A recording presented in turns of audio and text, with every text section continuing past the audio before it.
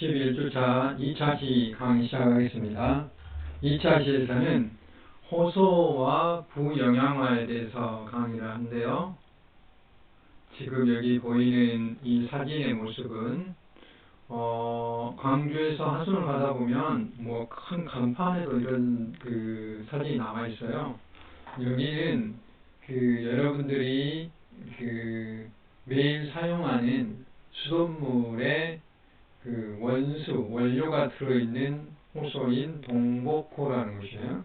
여러분들 인터넷에서 동복호의 하순 적벽을 이렇게 검색을 해보면 여기는 이제 이런 적벽이 나옵니다.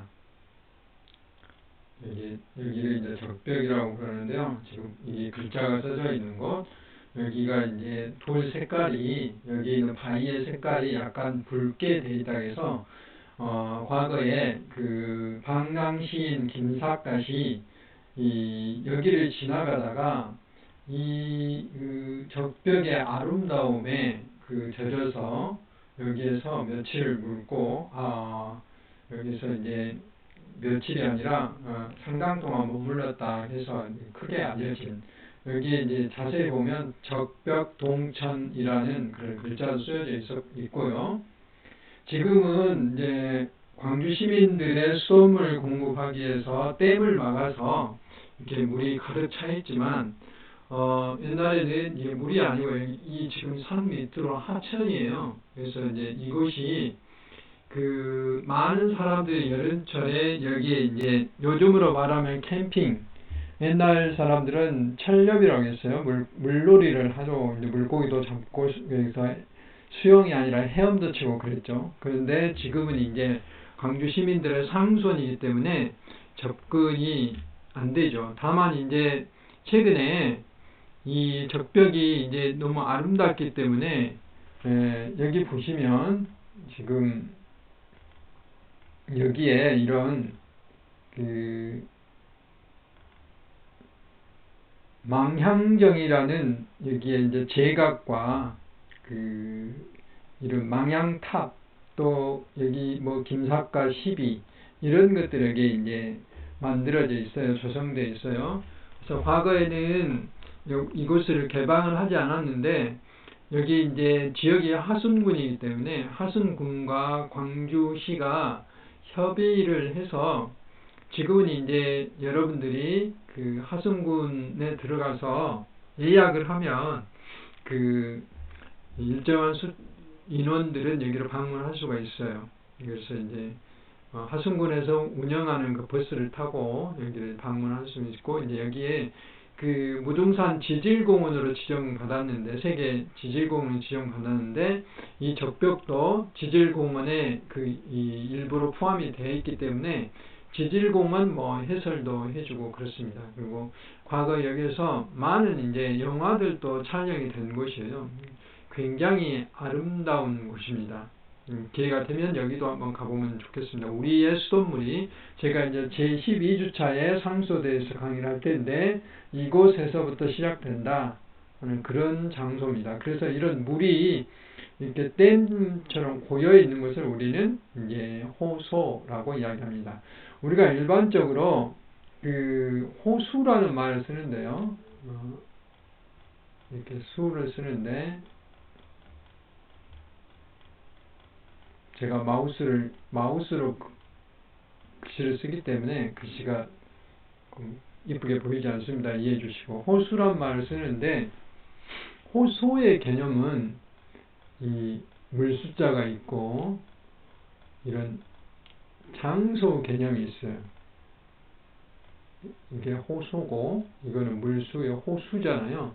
우리가 이제 되게 시라든지 국어에서는 호수, 물결이 출렁거리는 호수, 은빛 물결이 반사되는 호수, 이렇게 하지 호소라는 말을 안 씁니다. 근데 이제 환경이나 생태계에서는 장소 개념까지 합쳐서 호소라는 개념을 씁니다. 그러니까 이게 무슨 말이냐면, 물은 여기에 이제 담겨져 있지만 이 물이 어디서 옵니까? 이런 계곡에서 흘러나오죠. 이렇게 계곡에서. 또 이 상류에는, 지금 이쪽이 이제 계속해서 상류인데 이쪽 상류예요. 상류에는 많은 계곡들이 있어요. 여기에는 5개의 그 하천이 있거든요. 5개 하천이 동복호로 이렇게 흘러 들어와요. 그래서 하나의 하천이 만들어집니다. 그러면 그 하천을 포함해서 만약에 이제 예를 들면 여기가 지금 하순에 여기가 적벽인데요. 적벽이 차고 있는 이 산 이름이 옹성산이라고 그래요. 옹성이라는 게 옹기용자를 써서 마치 항아리를 엎어놓은 것처럼 그런 모양을 이루고 있거든요. 특히 이제 이쪽 뒤쪽에 가서 보면 더 그렇게 보입니다. 그래서 만약에 이제 빗물이 떨어져서 이쪽으로 빗물이 떨어졌다. 그럼 동복호로 오겠죠. 근데 이 반대쪽으로 능선을 넘어서 반대쪽으로 빗물이 떨어지면 어디로 가냐면 주암으로 가요. 그러니까 그런 차이가 있어요. 수계가 수계가 물의 어떤 그 길이 달라진다는 거죠. 그래서 이 능성의 이 안쪽에 떨어지는 곳을 유역이라고 해요. 유역. 그래서 그 유역, 그 장소 개념까지 포함한 것을 호소라고 해요. 그러니까 장소, 호수는 이 안에 들어있는 물만 이야기하잖아요. 근데 이런 유역까지를 포함하는 것을 호소라고 이야기합니다. 그래서 서로 좀 길었는데 그렇게 구분을 한다라고 이야기하겠습니다. 그리고 이제 우리가 가장 바람직한 호소의 개념은 여기서 보신 바와 같이 빈영양호가 가장 바람직하죠. 빈영양이라는 것은 여기에 이제 비료 성분이 적다는 거예요. 우리가 왜 자꾸 제가 비료 성분, 비료는 질소와 인과 칼륨, 이 세 가지를 비료의 3대 요소라고. 이것들이 있어야지만이 식물이 자랄 수가 있어요. 그래서 우리가 이제 밭작물 같은데 이런 걸 이제 뿌리잖아요. 그런데 물 속에는 질소가 굉장히 많이 들어있고 인은 아주 적게 들어있어요. 특히 이제 이게 칼륨 빼놓고 질소와 인이 굉장히 중요한 수질 오염의 어떤 그 지표라고 할 수 있습니다. 근데 이 질소와 인이 적은 깨끗한 물을 우리는 빈영양호라고, 이런 물질을 영양물질이라고 해요. 왜냐하면 비료 성분이기 때문에 영양물질이라고 그러는데, 여기 이제 하천 상류에서 계속해서 오염원들이 들어올 거 아닙니까? 우리가 그 수질을 오염시켜서 보내기도 하고, 또 산과 들과 이런 강을 통해서 이 물이 들어오다 보면 그런 것들이 씻겨 내려와서 그 속에는 우리 토양 속에, 흙 속에도 질소이 들어있고, 또 우리 논밭에도 비료를 많이 뿌리잖아요. 이런 것들이 호소에 쌓이면 이와 같이 이제 이게 그 바닥층에 퇴적물이 쌓이기도 하고, 여기 수질이 오염되기도 하고, 그래서 이게 가난한데 부자가 된다면 부영양화가 되는데, 여기에 영양이 많은 NP가 많은 물 같은 이게 이제 수질 오염 물 쪽에서는 아주 안 좋아요. 이제. 왜 그러냐면 여기 그 퇴적물이 쌓일 뿐더러 여기에 이제 그 녹조가 많이 자라기 때문에 녹조가 많이 자라서 물을 이용할 수 없게 되는 것이죠. 이것이 이제 수천 년이 지나게 되면 계속 퇴적물이 쌓여가고 물이 작아져서 얕은 습지로 변해버리는 거죠. 이제 습지로 변해고, 더 가면 녹지로 변한 다음에 이제 건조한 울창한 숲이 만들어지면서 완전한 육지가 되어버리는 거죠. 이런 모양으로 이렇게 되는데, 이제 이렇게 되지 않도록 빈 영양이나 또는 이 중간에 중영양 상태로 이제 관리하는 게 이제 수질 관리의 목적인데, 이렇게 아무튼 수천 년의 세월이 지나가면 이렇게 변할 수도 있다 이 말이죠. 그래서 앞에서 설명했던 것처럼 이 트롭이라는 게 영양 단계인데요. 부유가 부영양피케이션, 영양화가 돼야간다 이 말이죠. 그래서 여기 보면 빈영양은 질소나 인 같은 게 적은 수역, 이렇게 앞에서 이제 그림으로 보여줬죠. 이런 것이고, 점점 쌓이게 되면 이렇게 중영양이 됐다가 부영양이 됐다가 습지가 됐다가 이제 육지가 되는 이런 순서대로 된다는 것이죠. 이제 그래서 부영양은 이런 영양염류 뭐라 했죠? 질소나 인이 이렇게 많아지는 그런 수역에는 녹조, 조류가 많이 발생해서 물이 맑게 보이지 않는단 말이에요. 투명도가 낮단 말은 물이 맑게 보이지 않는다. 이제 그런 뜻이에요. 그래서 여기 보면 영양원이란 말이죠. 이 질소인, N이 질소고 P가 인인데 많이 들어와서 부영양화 됨으로써 조류가 번식하게 되는 현상, 이것들을 이제 부영양화라고 이제 이야기를 합니다. 부영양화에 대한 개념이고, 호수의 부영양화 되는 과정은 이제 이렇게 된다 하는 것만 여러분 아시면 되겠습니다. 이제 되게 우리가 이제 환경 용량이라는 것을 계속해서 말씀을 드렸는데, 이제 저수지에서도 일정량의 환경 용량이 있는데, 오염물질이 계속해서 하천 상류에서 들어오게 되면 우리가 이제 밭작물이나 농작물에 비료를 많이 뿌리게 되면 이런 문제가 생겨요. 과거에 제가 이제 경험한 바가 있는데, 되게 지금 이게 녹조가 번식해 있는 거잖아요. 이런 모습들이 녹조가 번식하려면 질소인들이 많아야 되는데, 이게 이제 봄이나 여름철에 이렇게 많이 발생. 왜냐하면 녹조가 발생하려면 따뜻해야 돼요. 온도가 따뜻해야 되는데, 이제 가을에 접어들면 이게 이제 서서히 사라지죠. 사라진 이유가 죽고 포자를 만들어요. 포자라는 걸 만들어서 가라앉게 되는 거죠. 녹조가 제가 이제 탄소라든지 생태계에서 말했을 때는 남조류예요. 남조류. 지구가 탄생했을 때 남조류가 산소를 많이 광합성을 해서 산소를 많이 배출함으로써 지구에 이제 오늘날의 지구에 생물체가 살 수 있도록 하는데 크게 기여했다고 그랬죠. 그런데 오늘날의 남조류들은 이게 질소나 인이 많은 부영양화된 호수에 번식함으로써 물에서 냄새라든지 또는 독특한 맛을 내므로써 냄새는 곰팡이 냄새 같은 걸 내게 만듭니다. 그러면서 사람들이 물을 이용하는데 어려움을 만들게 되는 것이죠. 그래서 오염원들이 계속 나오면 조금만 들어왔을 때는 미생물들이 이것들을 분해를 해서 계속해서 오염이 되지 않도록 물을 유지시켜 주는 거죠. 맑은 상태를 유지시켜 주는데 계속해서 들어오면 축적이 되는 거죠. 축적. 그래서 조류가 많이 번식하게 되면 아까 녹조류의 녹조라고 하는데 실제로는 남조류예요. 녹조가 이제 번식하게 되면 냄새나 맛을 내게 되고, 이게 죽게 되면 다시 이제 영양원으로 얘가 지가 또 비료 성분이 된다 이 말이죠. 그래서 계속해서 이게 반복되자면 호수가 이제 부영양화 돼서 늪지, 습지가 돼버린다는 것이죠. 실제로 이 녹조가 많이 발생했을 때 하천이나 이런 데 낙동강 같은 데 가면 주걱으로 뜰 수 있을 정도로 이렇게 두껍게 끼게 돼요. 이런 현상이 이제 관리를 안 하고 그대로 놔두다 보면 나중에 이제 늪으로 변할 수도 있다는 것이죠.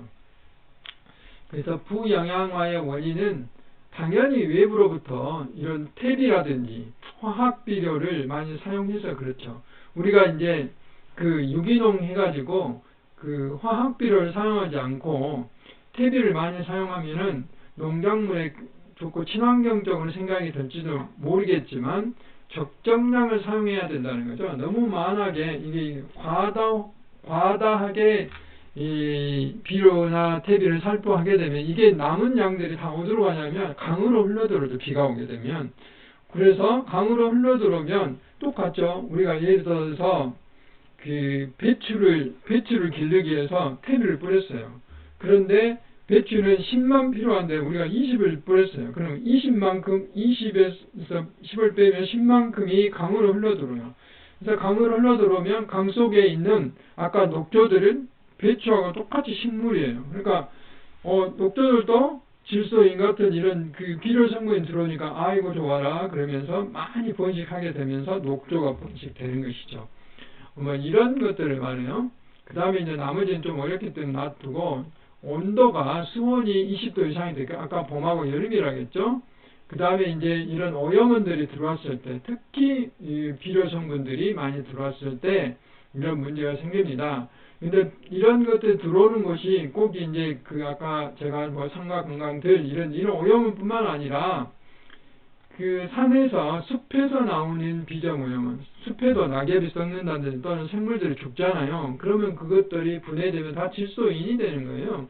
그런 것들이 호소에 들어옴으로써 하나의 큰 이제 오염으로서 영향을 하는데 여기에 결정적인 게 온도가 높아야 되고 그 다음에 호소수는 저수지는 이렇게 고여 있잖아요. 흐르지 않고 흐르는 물에서는 그렇게 녹조가 많이 발생하지 않는데 이런 문제 때문에 이렇게 발생할 수 있는 다양한 이게 원인이 나와 있는데 크게는 오염원이 들어와서 영양림 질소인들이 많이 들어온다. 두 번째는 비정오염원도 들어온다.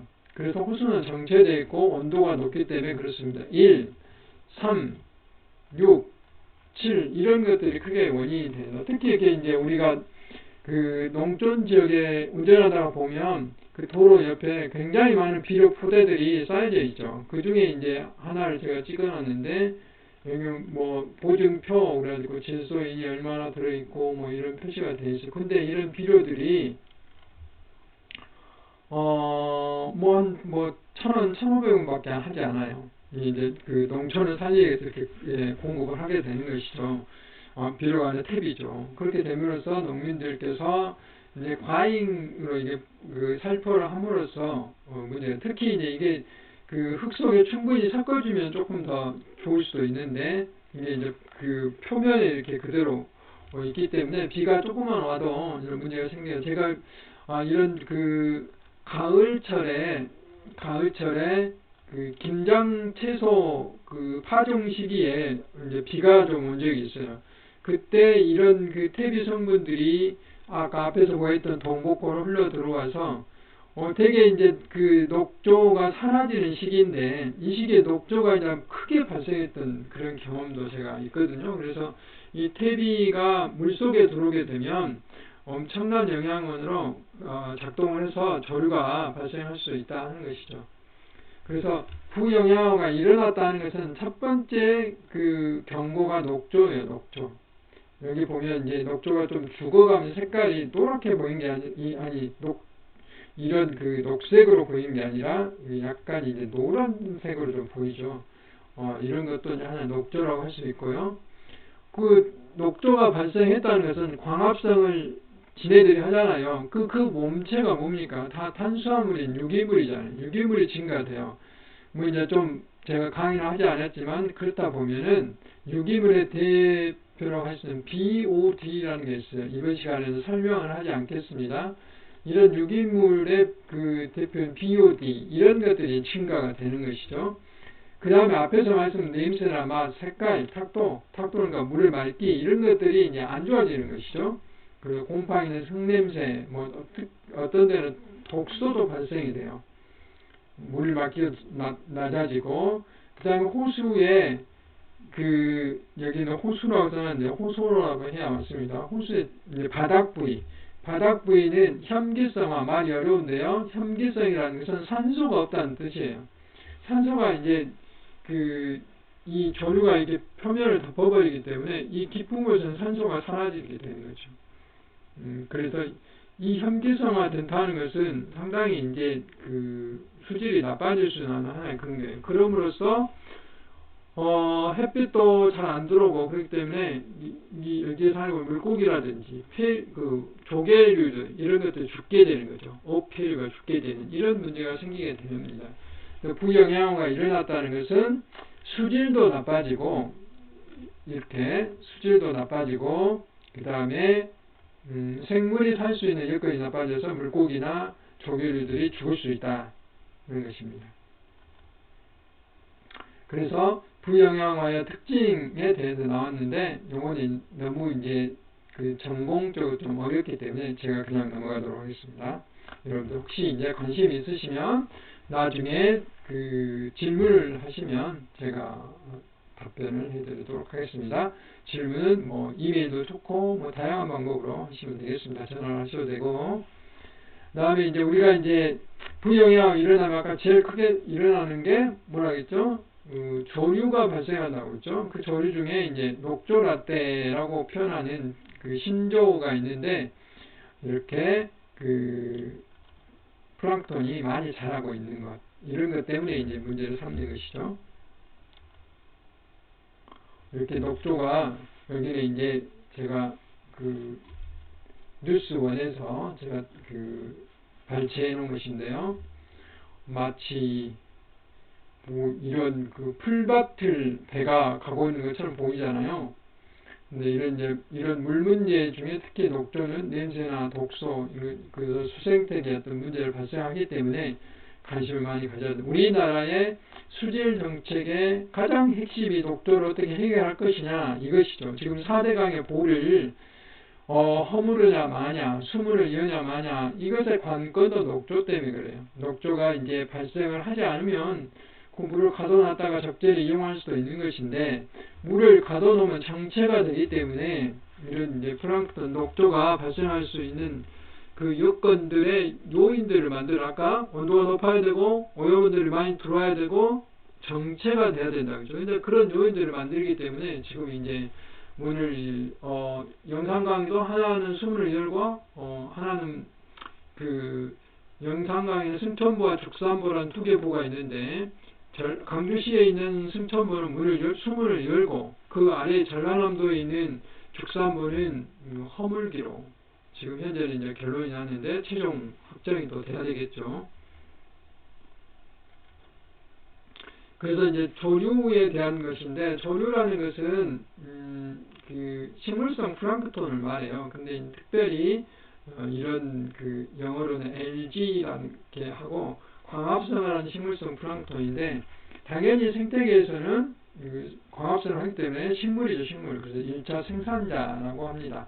광합성을 하기 때문에 산소를 공급하죠. 그 다음에 동물 플랑크톤은 1차 소비자이기 때문에 얘들의 먹이가 되는 거죠. 또 물고기의 먹이가 될 수도 있습니다. 그래서 조류 식물성 플랑크톤이 동물 플랑크톤 먹이고, 작은 물고기, 큰 물고기, 수달과 사람들이 이제 먹는 이런 어떤 그 중요한 생산자로서 역할을 조류가 하고 있습니다. 그럼에도 불구하고 물에서 아까 냄새를 낸다고 그랬죠. 냄새나 맛. 그래서 이침이라고 한자로는 표현을 해요. 그 대표적인 그 녹조를 일으키는 대표적인 조류가 남조류라는 건데, 여기는 마이크로시스티스 아나베나 오실라토리아. 이게 좀 전문적이긴 하죠. 개구리 알처럼, 여기 현미경을 찍어 놓은 거예요. 개구리 알처럼 보이고, 이거는 마치 목걸이처럼 보이고, 이거는 머리카락처럼 보이는데요. 우리나라 말은 없습니다. 그래서 이렇게 마이크로시스티스 아나베나 오실라토리아. 수질이 한참 문제가 되면 이런 총 이름도 언론에 가끔 나옵니다. 참고로 하시고요. 녹조를 일으키는 대표적인 조류가 이런 세 가지다라고 이제 아시면 되겠습니다. 그 다음에 남조류를 조금 더 이제 자세히 이렇게 설명해 놓은 거죠. 오실라도 아까 머리카락처럼 보이고, 요거 목걸이처럼 보인다니까 아나베나, 그 다음에 개구리 알처럼 보이는, 이게 다 현미경으로 확대해 놓은 문물들이에요. 이런 이제 사상성을 하는 아파니조메논이라는 그런 조류도 있고요.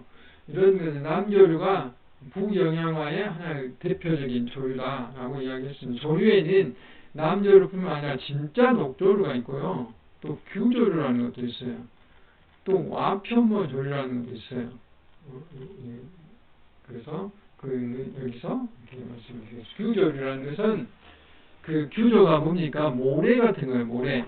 그래서 여기 보면 마치 그 석영처럼 되어 있잖아요. 참비처럼 되어 있죠. 프라질라리아라는 거.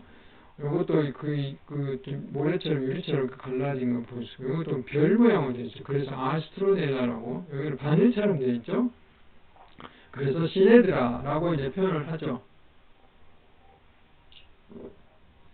그래서 이것은 이게 설명이 잘못됐네요. 이거는 녹조류에 대한 아까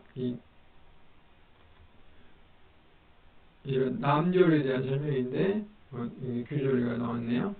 그래서 이것은 주로 이제 냄새는 약간 비린내 정도 됩니다. 비린내 정도 되고, 이게 이제 모래 성분처럼 이렇게 잘 부서지지 않아요. 그래서 만약에 이제 우리 사람이 물에 빠져 죽었다. 근데 위에 있는 그 용액을 빼내서 보면은 규조류만 있었을 때는 물에 빠진 지 오래된 사람 또는 녹조류까지 아까 그 남조류까지 있으면 그 물에 빠진 지 얼마 안 된 사람, 왜냐하면 이게 소화가 안 되기 때문에 이렇게 이제 할 수 있어요. 그래서 법의학자들이 이 조류를 가지고 물에 빠진 사람의 어떤 빠진 또는 그 육지에서 그 죽여서 물에 빠뜨렸냐 이것도 알 수가 있어요. 왜냐하면 위에서 조류가 하나도 안 나오면 육지에서 사망을 한 거예요.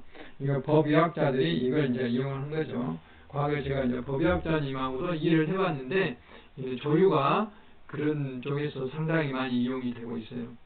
그러니까 녹조류라는 게 있는데 녹조는 일종의 착한 녹조, 착한 조류라고 할 수 있어요.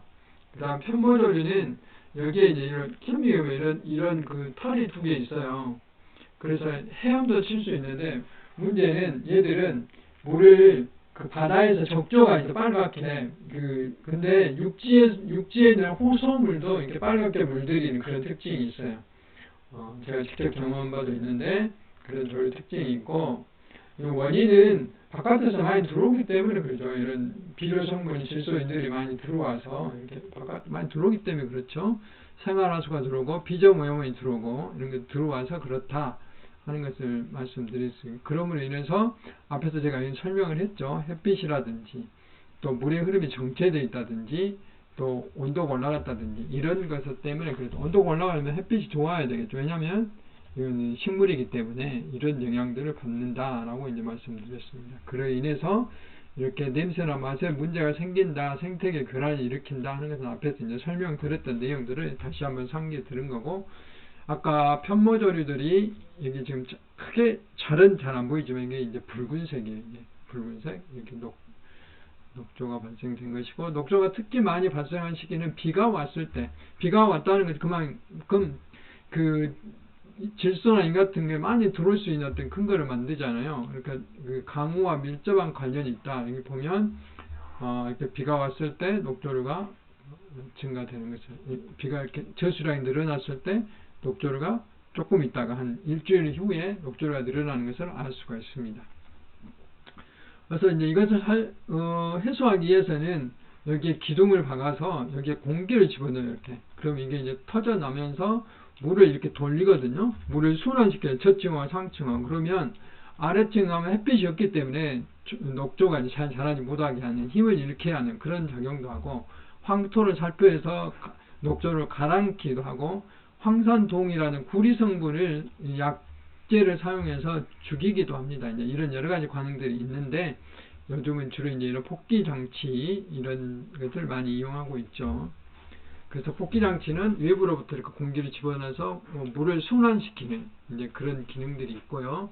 그래서 제가 이제 그 녹조가 전하는 교훈에서 방금 제가 강의 때 했던 내용들을 이렇게 글로 써놓은 내용인데, 혹시 시간이 나면 한번 참고를 읽어보시기 바랍니다. 그래서 제가 이제 호소의 개념과 호소에서 부영양화가 어떤 의미고 어떻게 해서 일어나고, 그 결과는 녹조라는 것을 만들어서 생태계를 파괴시키고 수질을 나쁘게 만드는 그런 영향들을 한다라는 것을 해서 그 대표적으로 그 녹조 현상을 일으키는 대표적인 조류로 남조류에 대해서 사진까지 이렇게 보여드렸습니다. 네, 수고 많으셨습니다.